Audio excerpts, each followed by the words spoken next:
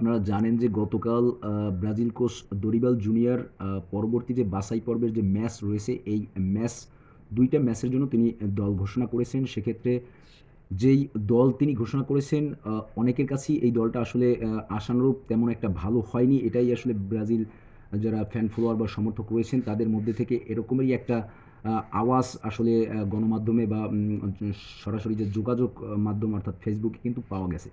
তো সব মিলিয়ে কোচ দরিবাল জুনিয়র এই যে দল ঘোষণা করলেন, এই দলের ৩ টা বিষয় নিয়ে কথা বলব। সেক্ষেত্রে এই দলের সমস্যা যেটা হতে পারে এবং কেন এই রকমের দল উনি ঘোষণা করলেন এবং এই দল থেকে ভালো ফলাফল কতটা আশা করা যেতে পারে। এই ৩ টে বিষয় নিয়ে কথা বলব।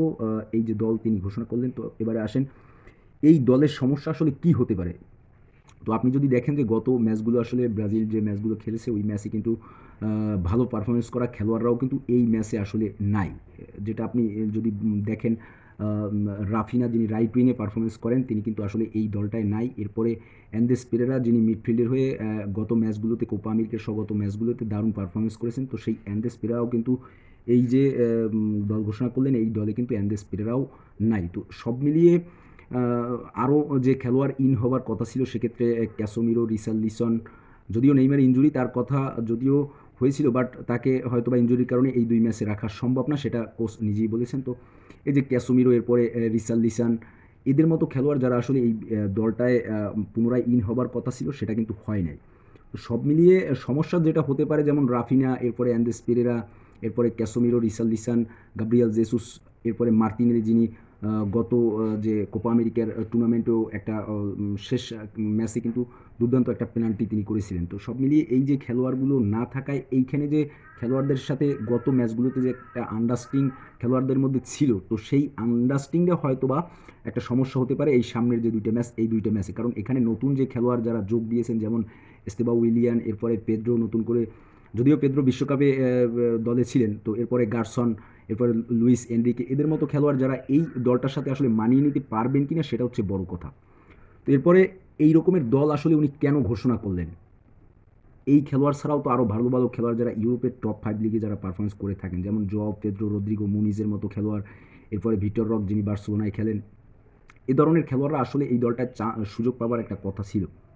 তো সব মিলিয়ে আমার যেটা মনে হচ্ছে যে কোচ দরিবাল জুনিয়র তিনি চাচ্ছেন যে তিনি আগেও যে কথাগুলো আসলে বলেছেন গণমাধ্যমে, যে আমি চাচ্ছি ইয়ং একটা দল, অর্থাৎ নতুনদেরকে দলে সুযোগ দিতে এবং নতুনদের দিয়েই আসলে ২৬ বিশ্বকাপের যে পূর্ব একটা প্রস্তুতি সেটা তিনি ইয়ংদের দিয়েই তিনি করতে যাচ্ছেন, এবং যেটা গততেও তিনি বলে এসেছেন এই যে দলটা তিনি ঘোষণা করলেন তাতেও আমরা এই একই বিষয়টাই দেখতে পেরেছি।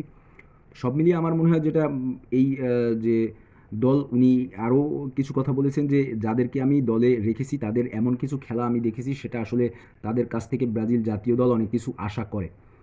তো সব মিলিয়ে উনি এই জন্যই আসলে এই রকমের দল তিনি ঘোষণা করেছেন। এরপরে যদি আসলে আমরা একটু চিন্তা করি এই দলটা নিয়ে আসলে কতটুকু ব্রাজিল যারা সমর্থক রয়েছেন তারা আশা করতে পারেন।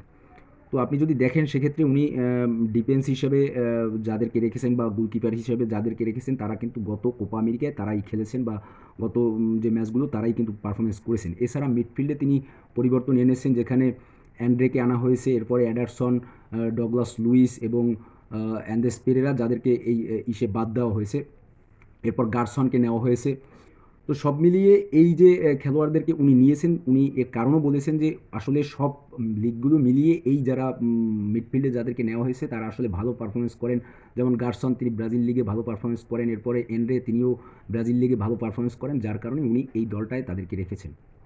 এছাড়া আপনি যদি ফরওয়ার্ডের কথা বলতে যান সেক্ষেত্রে এস্তেবাও উইলিয়ানকে তিনি রেখেছেন, এরপরে পেড্রো যিনি ব্রাজিল লিগে দুর্দান্ত পারফরমেন্স করেন ফ্লামিঙ্গোর হয়ে, তাকে এই দলটায় রেখেছে। তো তিনি এর ব্যাখ্যাও দিয়েছেন যে এরা আসলে যে ব্রাজিল লিগগুলোয় যে পারফরমেন্স করে অবশ্যই তাদেরকে দলের সুযোগ দেওয়া দরকার। কারণ আপনি যদি দেখেন যে আসলে ব্রাজিল লিগে যারা খেলতেছে তাদের মধ্যে থেকেও কিন্তু অনেক ভালো ভালো খেলোয়াড় আছে। বর্তমানে আপনি ইউরোপের পরে সৌদির পরে আপনি সবচেয়ে টপে আপনার ব্রাজিল লিগকে রাখতে হবে। তো এই জন্য তিনি ব্রাজিল লিগকে প্রাধান্য দিয়ে ব্রাজিলের কয়েকটা খেলোয়াড় যেমন অ্যারেনা রয়েছে, অ্যান্ডে রয়েছে, এরপরে গারসন রয়েছে, লুইস হেনরিক রয়েছে, এই ধরনের খেলোয়াড় যারা রয়েছে তাদেরকে তিনি, যারা টপ ফর্মে রয়েছে ব্রাজিল লিগে, তাদেরকে কিন্তু সুযোগ দিয়েছেন। তো আমার মনে হয় সব মিলিয়ে এই দলের খেলা না দেখা পর্যন্ত আসলে এই দলটা কেমন করবে, কী রকমের ভালো পারফরমেন্স করবে সেটা আসলে বলা বাহুল্য।